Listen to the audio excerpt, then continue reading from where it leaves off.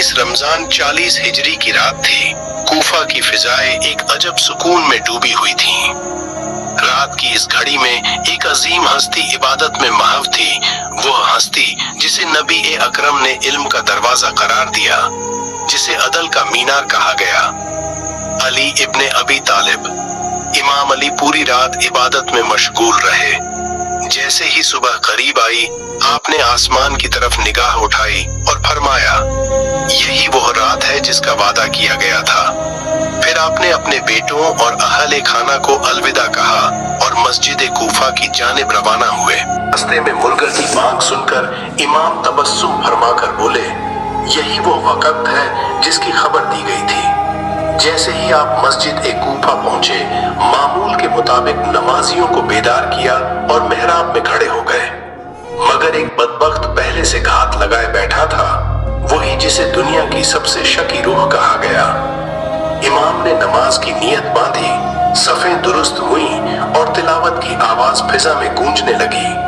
फिर जैसे ही इमाम सजदे में गए, वो लम्हा आ पहुंचा जिसका इंतजार दुश्मन कर रहे थे। इब्ने मुल्जिम ने जहर आलूदा तलवार निकाली, एक लम्हे का तवक्कुफ किया और फिर पूरी कुव्वत से वह ज़र्ब लगाई जिसने तारीख को हिलाकर रख दिया।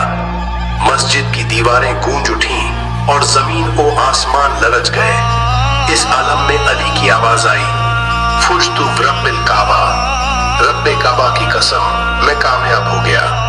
ये अल्फाज गोया कयामत की दस्तक थे। इमाम हसन और इमाम हुसैन मस्जिद में दौड़ कर आए।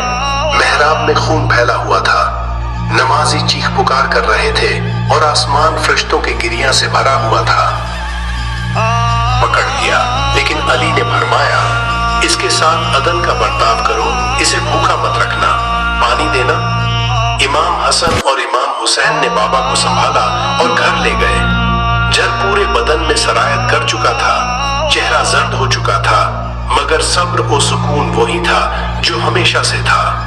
इमाम ने अपने बेटों को करीब बुलाया और नसीहत फरमाई, अल्लाह से डरो, नमाज को तर्क न करना, यतीमों और मिस्कीनों का ख्याल रखना और हमेशा मजलूमों के हामी रहना।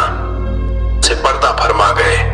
इमाम हसन और इमाम हुसैन ने रात के अंधेरे में बाबा को दफन किया ताकि दुश्मन कब्र की बेहरमती न कर सके।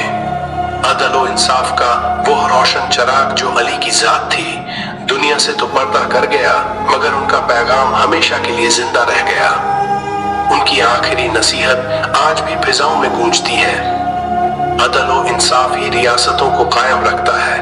हक के साथ खड़े रहो और जालिम के खिलाफ आवाज बुलंद करो।